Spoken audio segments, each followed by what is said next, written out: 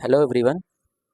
अभी के इस वीडियो में हम देखने जा रहे हैं boiling point of hello alkyne. Boiling point of hello alkyne. यहाँ से मैं आपको ये बताना चाहता हूँ, एक्चुअली ये हेलो अल्कीन के लिए नहीं है, ये सारे फंक्शनल ग्रुप के लिए है। ठीक, चाहे हेलो अल्कीन हो जाए, चाहे अल्कोहल हो जाए, चाहे आपका अल्कीन हो जाए, ठीक है, चाहे आपका एल्डिहाइड हो जाए, चाहे आपका कीटोन हो जाए या कार्बोक्सिलिक एसिड हो जाए। ठीक है, इन सभी के लिए एक बहुत ही खास बात ये है कि जो बॉइलिंग पॉइंट है, बॉइलिंग पॉइंट डिपेंड करता है मॉलिक्यूलर मास पे। मॉलिक्यूलर मास पे, और ये डिपेंड करता है inversely proportional to branching for isomers.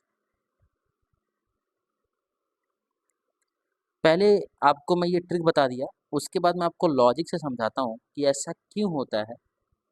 जो बॉइलिंग पॉइंट है ये मॉलिक्यूलर मास पे डिपेंड करता है। मतलब ये है कि जैसे जैसे मास बढ़ेगा तो बॉइलिंग पॉइंट बढ़ेगा। और सिंपल सी बात है भाई, ये सही बात भी है कि मान लो अगर तुम 1 ग्राम वाले चीज़ को बॉईल कर रहे हो तो ऑब्वियसली कम टेम्परेचर लगेगा कंपेयर टू 2 ग्राम वाली चीज़ों को या 10 ग्राम वाली चीज़ों को। तो as mass increases, as molecular mass increases, boiling point also increases.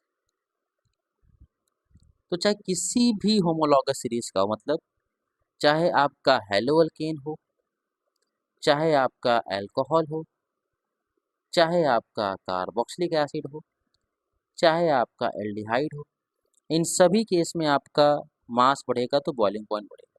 एक क्वेश्चन के थ्रू समझते हैं इसको। जैसे अगर मैं आपसे पूछूं कि बताओ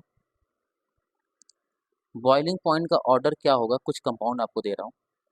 पहला कंपाउंड है आपका CH3Cl, दूसरा है CH3CH2Cl, तीसरा है CH3CH2 CH2Cl। बताओ बॉइलिंग पॉइंट क्या हो जाएगा इन तीनों में। ए, बी है CH3F, CH3Cl, CH3Br और CH3I। सी है CH3Cl, CH2Cl2, CHCl3, CCl4।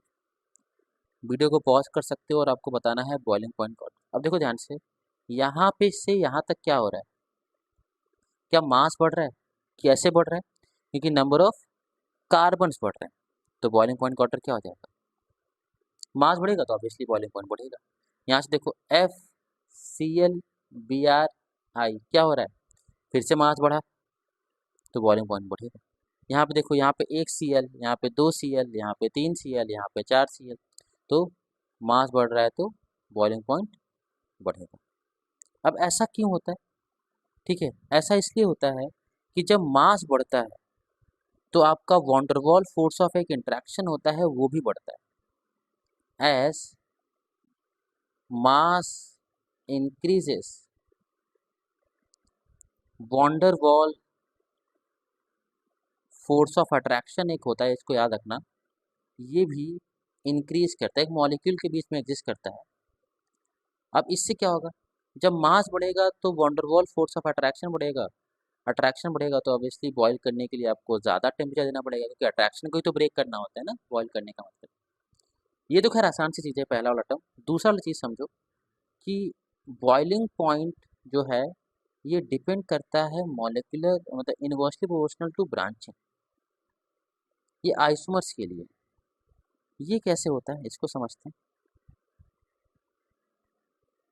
मतलब as branching increases, as branching increases, boiling point decreases. Isomers के लिए ब्रांचिंग बढ़ेगा तो बॉइलिंग पॉइंट घटेगा। ठीक है, मतलब अगर मैं आपसे बोलूं कि ये 3 कंपाउंड है,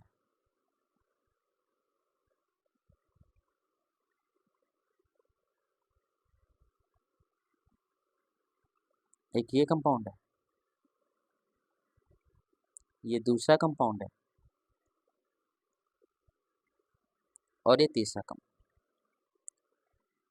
इन तीनों में आपको बताना है बॉइलिंग पॉइंट कौन। तो अगर आप ध्यान से देखो तो सबका मास सेम है, कितना है, C4H9Cl, तो मास तो सबका सेम है। अब बॉइलिंग पॉइंट क्या हो जाएगा, मास सबका सेम है लेकिन यहाँ पे देखो सभी स्ट्रेट चेन में है, यहाँ पे एक ब्रांचिंग आ गया, यहाँ पे एक और ब्रांचिंग आ गया। तो देखो ध्यान से, ब्रांचिंग बढ़ रहा है तो बॉइलिंग पॉइंट क्या हो जाएगा, घटेगा। तो बॉइलिंग पॉइंट का ऑर्डर क्या हो जाएगा, पहला फॉलोड बाय दूसरा फॉलोड बाय तीसरा। अब ऐसा क्यों होता है, ध्यान से। जो वॉन्डरवॉल फोर्स ऑफ अट्रैक्शन होता है, वॉन्डरवॉल फोर्स ऑफ अट्रैक्शन, ठीक है, ये जब ब्रांचिंग बढ़ता है तो ये घटता है। मतलब जब जब मॉलिक्यूल स्ट्रेट चेन में होंगे तो वॉन्डरवॉल फोर्स ऑफ अट्रैक्शन ज़्यादा होगा, ठीक है। मतलब वॉन्डरवॉल फोर्स ऑफ अट्रैक्शन ज़्यादा होने का मतलब क्या है कि ऐसे, ये मान लो इसको मैं बोला ए, इसी के जैसे बहुत सारे मॉलिक्यूल होंगे, तो ए और ए पास पास में होंगे, और पास पास में होंगे तो अट्रैक्शन ज़्यादा होगा। कैसे, अरे बताओ ना, दो मॉलिक्यूल पास पास में है, अट्रैक्शन ज़्यादा तो क्या हो जाएगा, इसको बॉईल करने के लिए ज़्यादा टाइम देना पड़ेगा। लेकिन जब मास बढ़ता है, जब ब्रांचिंग बढ़ता है, तो ये मॉलिक्यूल स्फेरिकल के साइड टूवर्ड्स कन्वर्ट होता है। स्फेरिकल मतलब सर्कुलर टाइप का। तो इसमें वॉन्डरवॉल फोर्स ऑफ अट्रैक्शन कम होने लगता है, और जब कम होगा तो मॉलिक्यूल क्या हो जाएंगे, मान लीजिए बी है, ये मॉलिक्यूल दूर दूर होंगे, तो बॉईल करने के लिए कम टेम्परेचर देना पड़ेगा, ठीक है। ऐसे जान लो कि ब्रांचिंग बढ़ेगा तो बॉइलिंग पॉइंट घटेगा, ठीक है। आई होप ये चीज़ सबको समझ में आ गया। एक दो क्वेश्चन और करते हैं, जैसे बताना, CH3CHOH, देखो यहाँ पे अल्कोहल आ गया, सबके लिए यही वैलिड है। अगर मैं Cl हटा के सभी से अगर OH लगा देता तो भी यही रीज़न होता है कि मास बढ़ेगा तो बॉइलिंग पॉइंट बढ़ेगा, ब्रांचिंग बढ़ेगा तो बॉइलिंग पॉइंट बढ़ेगा। यहाँ पे अगर Cl हटा के अगर आप OH लगाओगे तो भी वही बात होगी, कोई चेंज नहीं आएगा, ठीक है। तो देखो ध्यान से, यहाँ पे स्ट्रेट चेन में है, कोई ब्रांचिंग नहीं, यहाँ पे ब्रांचिंग आ गया, तो ब्रांचिंग बढ़ेगा तो बॉइलिंग पॉइंट घटेगा, चाहे किसी भी सीरीज का। तो ये हो जाएगा बॉइलिंग पॉइंट का ऑर्डर। Okay, thank you.